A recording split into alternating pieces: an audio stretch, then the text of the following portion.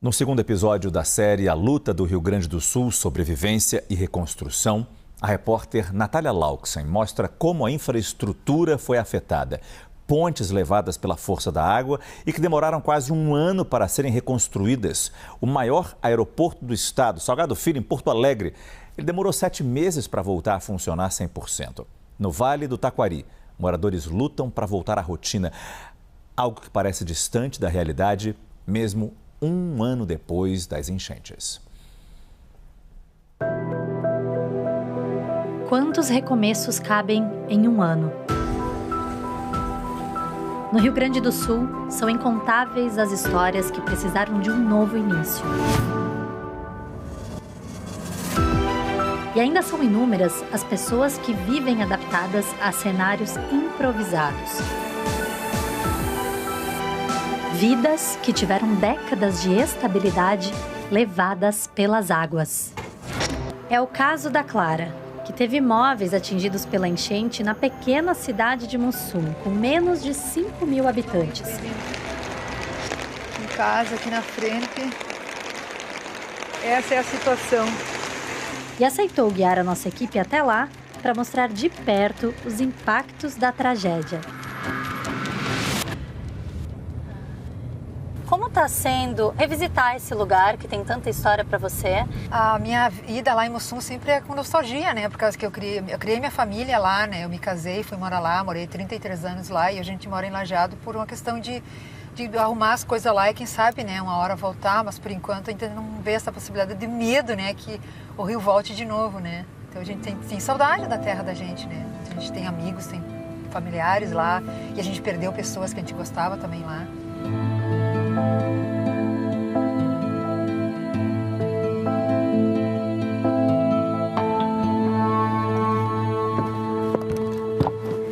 Após percorrermos cerca de 45 quilômetros, que é a distância que divide o município de Lajeado e Mussum, nós chegamos à Casa da Clara. É importante a gente ter a dimensão do que aconteceu nessa área central de Mussum. Toda essa rua aqui ficou embaixo d'água. Muitos móveis estavam boiando, geladeiras perdidas. Foi o que foi visto pela Clara.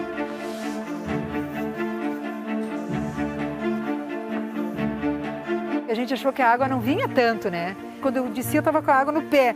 Aí quando eu estava aqui embaixo, não sei o que eu fui pegar para trazer para cima, a água estava no meu joelho. Daí me deram um grito, vem logo que a água vinha. Ela vinha muito rápido. Ela veio assim, tipo, foi uma enchente fora de todos os contextos, né? Porque ela veio muito rápido, não dava tempo de mais nada. Então a gente saiu logo e foi embora daqui.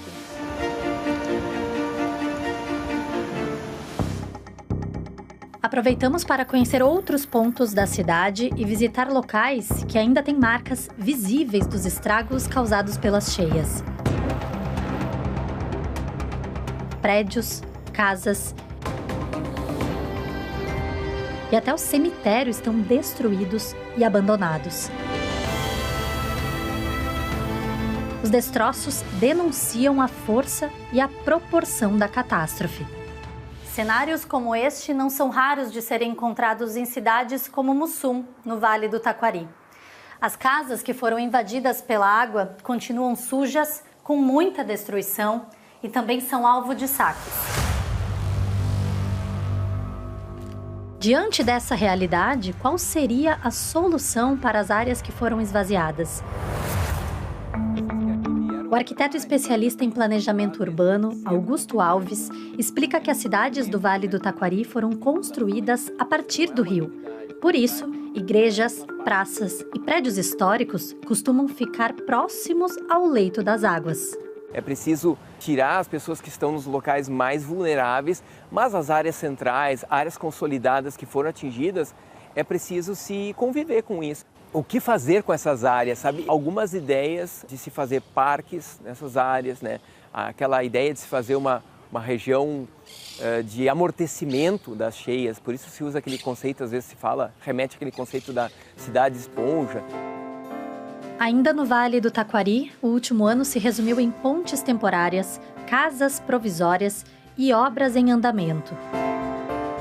Na divisa entre as cidades de Arroio do Meio e Lajeado, por exemplo, A travessia sobre o rio Forqueta foi feita por botes e passarelas flutuantes durante muitos meses. Na época da tragédia, a CNN Brasil registrou essa realidade. Assim é feita a travessia, tá? Uma pessoa por vez. Tem a capacidade aí de passar 30 pessoas por minuto. Nesse momento, a gente está fazendo a travessia sobre o rio Forqueta. O único meio de transporte entre essas cidades é aqui, desse jeito que a gente está fazendo nesse momento ao vivo com vocês, que é por esses botes com a força militar. De lá para cá, outras ligações, como a ponte de ferro, reconstruída pela iniciativa privada, e uma estrutura montada pelo Exército, foram algumas das alternativas para minimizar as dificuldades da população.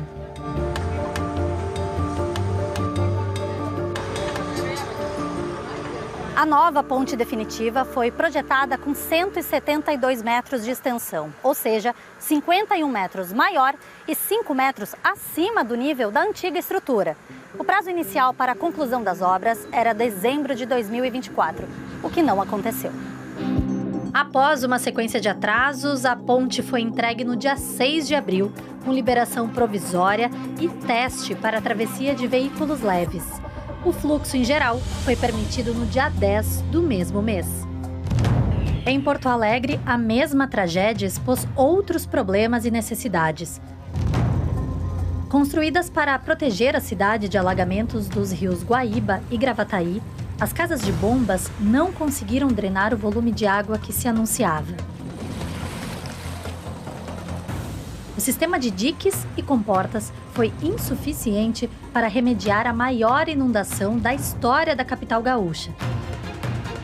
É o que avalia o engenheiro especialista em planejamento ambiental, Vicente Halber. As comportas por onde a água entrou, desde 2020 não tem uma manutenção sequer. As casas de bombas também não têm a manutenção apropriada. A cidade sofreu demais quando ela não precisaria ter sofrido tanto. O sistema mostrou ineficiente para a quantidade de água. Então, tem dois caminhos. Ou você busca culpados, ou você busca soluções. O fato é que aconteceu. Então, eu tenho a minha responsabilidade. Mas eu não vou murar a cidade aqui com 7 metros de concreto se não for feito obras na bacia do Guaíba. Então, a corresponsabilidade é que tem que estar muito claro para todos nós. Ruas do centro da capital gaúcha foram invadidas pela enchente. Só era possível transitar de barco. Comércios fechados, mercadorias perdidas. Pessoas ilhadas, sem comida ou abastecimento de água potável e energia elétrica. Um cenário quase inacreditável que também prejudicou a ligação aérea do estado com outras partes do país. A inundação afetou o Aeroporto Internacional Salgado Filho, em Porto Alegre, que é a principal porta de entrada para o estado e faz conexão com outras cidades gaúchas. A água chegou a aproximadamente 1,5 metros de altura, alagando o andar térreo e deixando a pista submersa. A operação ficou paralisada entre maio e outubro de 2024 e a Agência Nacional de Aviação Civil, a ANAC, aprovou o investimento de 426 milhões de reais para a reconstrução da infraestrutura, incluindo a pavimentação de 3.200 metros da pista de pousos e decolagens. A operação total só foi retomada em dezembro do ano passado.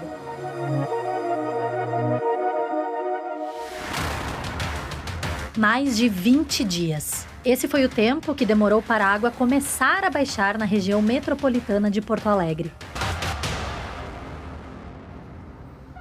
Impactos econômicos e sociais que seguem após um ano da tragédia e que despertam incertezas sobre o futuro de um estado que ainda luta pela reconstrução.